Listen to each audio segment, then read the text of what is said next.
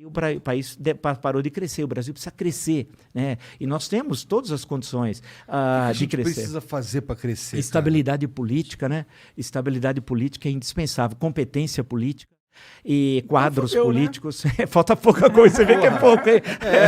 Eu tava pensando que tu ia me dar uma resposta, investir aqui, investir ali, mas não é muito mais complicado. Né? Aí vem o sujeito que não tem o que falar, o político de profissão, porque uma coisa é político, outra coisa é homem público. O político é esse que põe como profissão 2 pontos político, político na profissão. O homem público é aquele que, muitas vezes nós tivemos muitos no Brasil, quando deixou de exercer funções políticas, tem menos dinheiro do que tinha quando começou. Isso tem vários que estavam.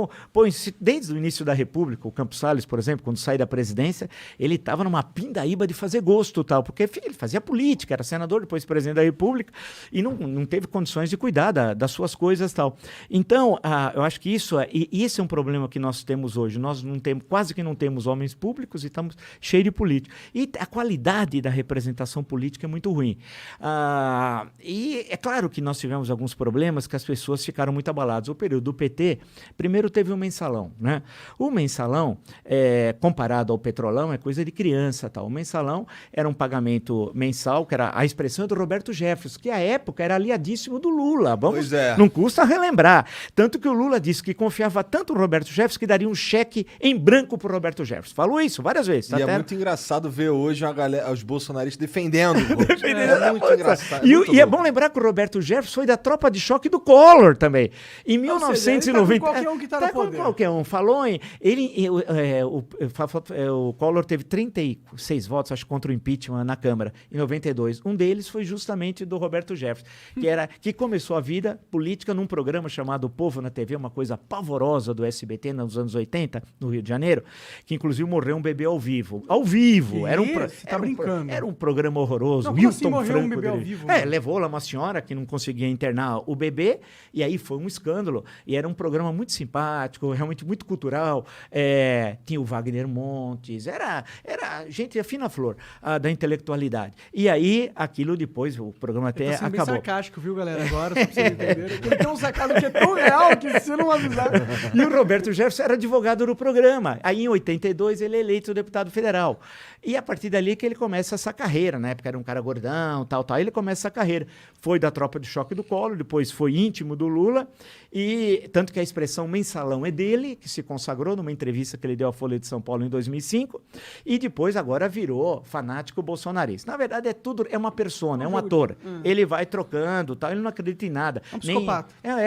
Ou sociopata, né? Ele deve matar pessoas. Você vai olhando a figura. Então, a grande questão que nós temos hoje, e aí é a tua questão, falta quadros políticos, né? O sistema político é ruim, né?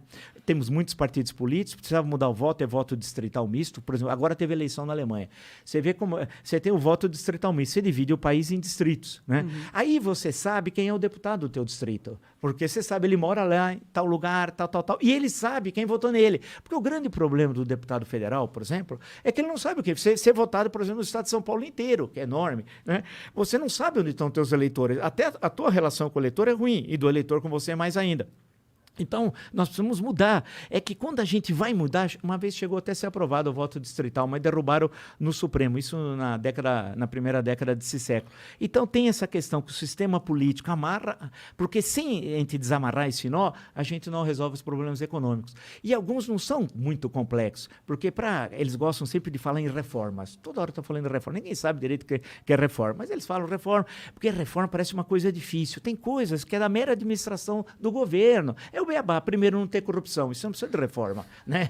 É só não ter corrupção. Ter uma boa equipe, caras que são bambambãs, aqueles caras, tudo, como a gente dizia antigamente, os camisas 10. Hoje tem time que nem tem camisa 10. Mas aí você tem aqueles caras que são muito bons na sua área de conhecimento. Você fala, esses caras... E não ter medo, o presidente, de ter uma equipe que o cara pode ser melhor que você, o ministro. Porque a grande questão que esses caras têm é que o ministro se destaca e aí foge da sua liderança política. Aqui em São Paulo, Montoro, em 1983, nomeou um secretariado que muitos secretários eram, assim, de formação melhor que ele, né? Ele montou um secretariado que era um ministério. Se você for ver os que vão se destacar depois no governo federal, quase todos vieram do governo.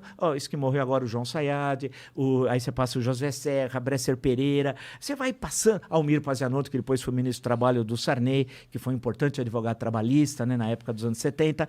Então, mas você não pode ter medo, mas os caras têm medo e tal. E tem estados e tem prefeituras que você não sabe o nome dos secretários. Bem, aqui em São Paulo é difícil lembrar o nome do prefeito, por exemplo, né? Eu não sei, para ser sincero. Então, a grande questão é que nós temos a possibilidade, e na sociedade civil tem caras muito bons. Agora, não pode cair na ilusão que um bom gestor de empresa será um bom gestor público. Isso é um equívoco, porque uma coisa, na tua empresa... Paulo estava aí para provar isso. A preço você pensa de você, na tua empresa, né? Quando você vai lá à estrutura de Estado, cara, primeiro você precisa entender como é que funciona a máquina pública. Se você não tem experiência, você vai tropeçar. Segundo, você precisa ver o interesse do coletivo, né? Não é mais o interesse seu, da sua empresa. E aí o interesse coletivo sempre tem choques. Nunca as tuas decisões vão agradar a todos, porque tem política que ser agradável a todos. Não dá. Você agrada uma parte e desagrada a outra. A democracia, sim, é a convivência dos contrários no interior do sistema democrático e tal. Então, o que falta é partidos mesmo, não o que nós temos que não são partidos, né? São gangues, né? São gangues. Algumas, o cara é dono do partido. Muitos políticos já me relataram, o sujeito chega e fala assim, olha, quanto você quer para ir para lá? Quanto você quer? Funciona dessa forma. E sem contar que eles também não têm... É difícil... A maioria dos partidos você não sabe exatamente o que eles defendem. Exato, são Eles partidos... não não tem diferença de um com o outro. Não tem diferença. Não tem ideologia. Então, você pega certos países, você tem 7, 8 partidos. Tudo bem, 7, 8, 6, 7, com representação. Aí você sabe.